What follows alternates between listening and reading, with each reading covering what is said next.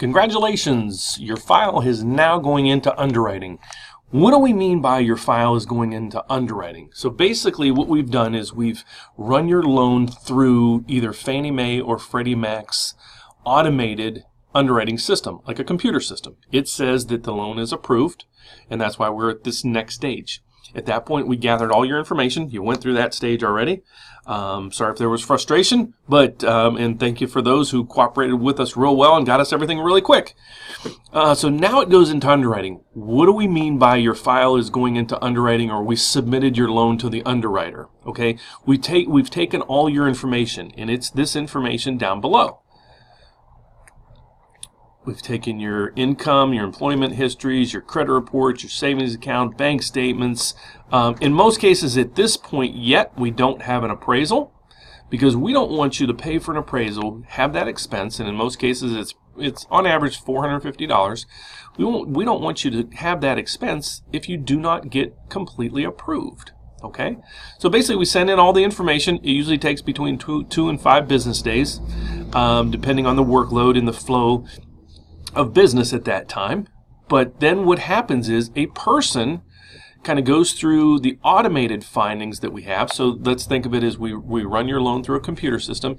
It sends back that, okay, your loan is approved, and now we have to prove the things that we put on your application. Meaning we said that you work at XYZ company and make X amount of money. How do we prove that? Well, bank statements, or I'm sorry, pay stubs and tax returns and W-2s. So we submit that information. Your employment history, a lot of times we'll get a verification of employment to prove when you started, how long you've been there, and how your pay is broken down. Credit history, we have a credit report. Savings and source of money, we have your bank statements. So we send that information into a person, a physical person, to review.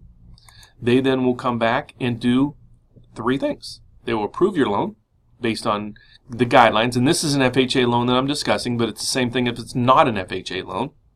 They will suspend your file because let's say we're missing, or a pay stub's old, or there's a deduction on the pay stub that we missed, that there's, they want to find out what it is so they can factor that into the whole equation. Or it's denied, and that means something is wrong.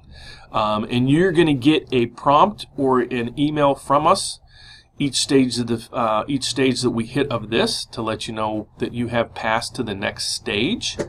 So now the underwriter, let's assume in this case they approve it. We come down here.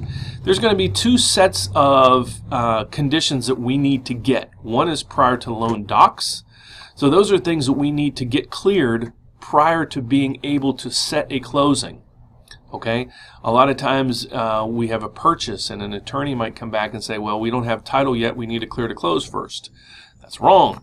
I need that to get my prior to docs condition.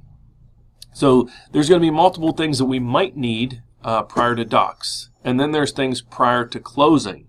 So at the closing table, let's say prior to docs, a good example is, your ID is illegible.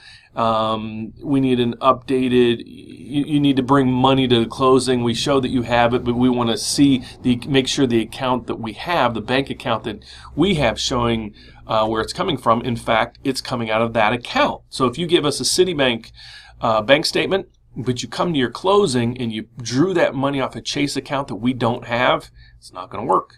So that might be a prior to closing condition. Okay, so basically, and this kind of explains a little bit of this, what I'm talking about too, where it says your file meets Fannie Mae or FHA guidelines initially, your file was electronically underwritten and approved.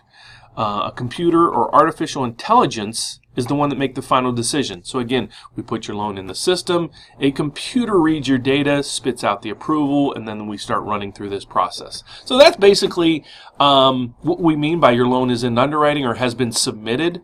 So again, if you don't hear from us for 2, 3, 4, 5 days, don't freak out. When you want to freak out is when you get a suspense or a deny from us, and it'll be prompted immediately once we get one of those. Otherwise, you're going to get an approval, and that in most cases is going to prompt the appraisal or a set to closing.